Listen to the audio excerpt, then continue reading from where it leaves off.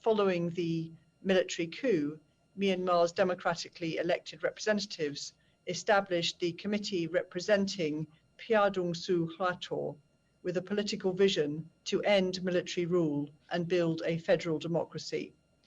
I will give the floor to Daw Zinma Ong, who will brief on CRPH's perspective on the way forward. Thank you. Thank you so much, Madam Chairperson. Thank you, Your Excellency, so much for giving me the floor to share the message from inside Burma, Myanmar to the world. On February 1, the Myanmar military, led by Senior General Mi Aung Hlaing, unleashed an attack of systematic and targeted violence against the citizens of Myanmar. This orchestrated program of armed violence has brought suffering and devastation to civilians across my entire country, from north to south, from east to west. This choreographed dance of death planned by the Myanmar military has also caused human, political, economic, and social chaos. The military has murdered at least 600 individuals just for peacefully protesting against the military misconduct. It is important to highlight the excessive use of force and violence by these military forces against the non-violent pro-democracy movement, also known as Civil Disobedience Movement, CDM. Thousands of my fellow countrymen and women are still unlawfully detained, incommunicado, and without any due process rights. This includes civilian political leaders. Today, before this session starts, the military forces use lethal force, live munitions, and even use the weapon like RPGs to attack the civilian populations in Bago Township. The ambulance are not allowed to enter to the area, even though there have been dozens of civilian fatalities. In the last 2 weeks, the Tatmadaw has also escalated its armed violence in different ethnic states, including Kayan, Shan, and Kachin. The military also used airstrike in such ethnic area. Additionally, the Tatmadaw also redeployed forces to Rakhine State after the Brotherhood Alliance, including Arakan Army, AA, issued a statement criticizing the killing of peaceful civilian protesters. Aside from the systematic violence attack by the military that target ordinary people, the military high command overseeing this carnage, now trying to whitewash itself by using the name Tatmadaw State Administration Council, SAC, has been implementing aggressive tactics such as cutting off internet connections, arbitrary arrest, and unlawful detention. There is a vast abundance of evidence to prove that the Tatmadaw's criminal activities are both systematic and targeted. Our citizens have documented and uploaded in the internet videos and reports of thousands of atrocities committed by the security forces. The persistence of the CDM since the systematic and targeted attack was unleashed on 1st February are confirmation that the military does not have control over the country, despite the excessive use of force by the security forces. The systematic violence committed by the military against the civilian populations are proof that the military does not have any legitimacy whatsoever.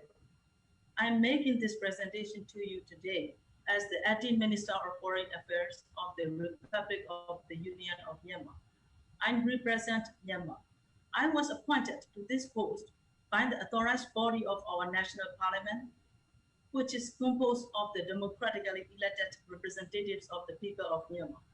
As duly elected representatives of the people, it is our legal and moral obligation to the best of our ability, to exercise our mandate to end the military rampage and return Myanmar to orderly, civilian, democratic governance. We must ensure the rule of law is respected, and we have national and international legal obligations to bring justice to all those who have sacrificed their lives and freedoms against this systematic and targeted military violence against the civilian of my country. Failing to convene in person on February 1, due to the planned military violence, we, the elected members of parliament, took our oath of office and convened online. we formed the committee representing CRPH to carry out our mandate of forming a legitimate government out of the representative duly elected by the people.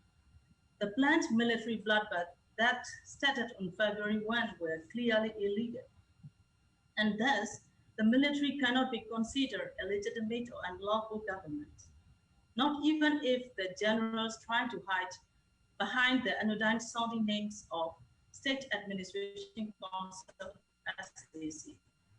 The SAC will claim that its formations and actions are in line with the 2008 Constitution. This is far from the truth.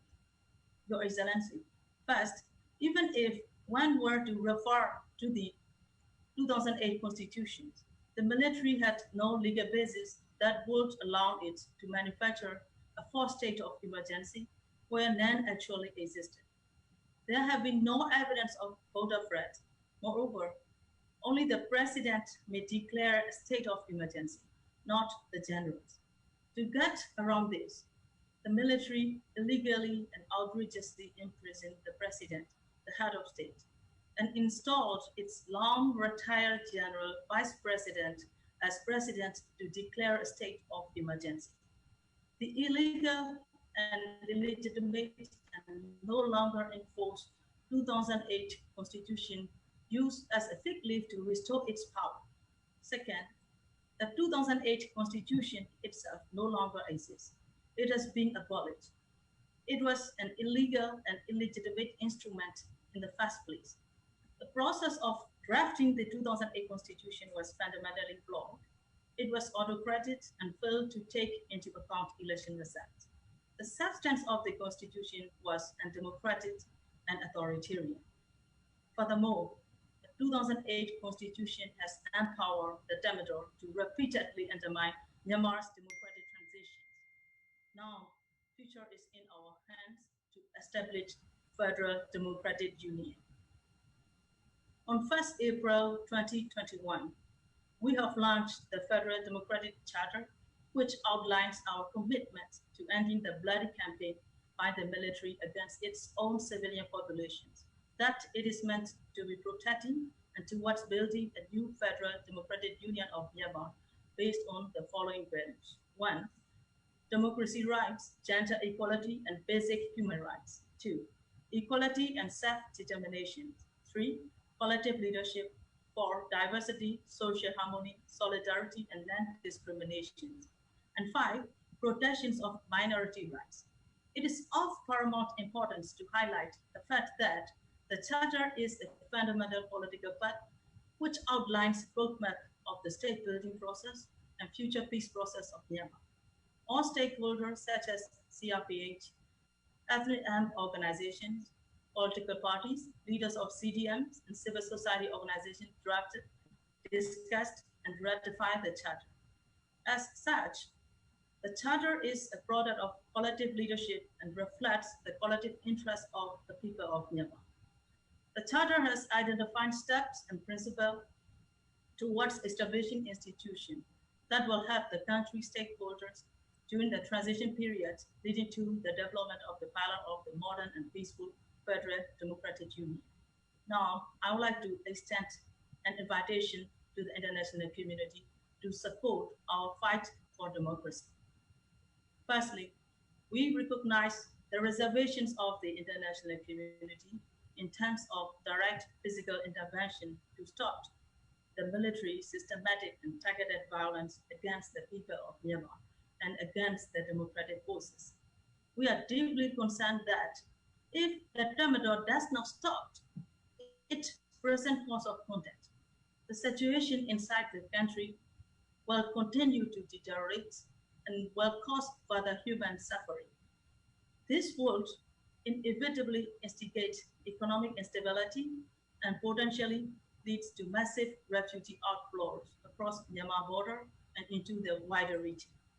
Your Excellency, the Security Council was established with the responsibility for maintaining international peace and security. We therefore urge the UN Security Council member states to take immediate concrete actions that places both direct and indirect pressure against the military and to uphold Pillar 3 of the responsibility to protect. Second, we appreciate all the efforts that have been done so far to put pressure against the Tamil and the military high command masquerading as the so-called SAC. We urge all member states of United Nations and all international stakeholders to continue and indeed to increase their effort, political, financial, and security measures against the Tamil until the military's violent attack on civilians stop and Myanmar returns to the rule of law under civilian and democratic rule. And that we ask for the international community's recognitions of the CRPH, Federal Democracy Charter, and Interim National Unity Government. The Federal Democracy Charter was drafted and approved by the CRPH, the legitimate body of the Union Parliament, political parties, ethnic armed organizations, and civil society organizations. It has full legitimacy as it is an outcome of collective leadership. The Interim National Unity Government will be formed and perform its mandate duties in accordance with the Charter. We seek meaningful support for our effort to restore democracy and build a peaceful, federal, democratic union, which guarantees freedom, justice, and equality to all people in Myanmar. Excellency, the struggle for Myanmar people is not about the fight between political parties or two political forces. This is the fight between the people and the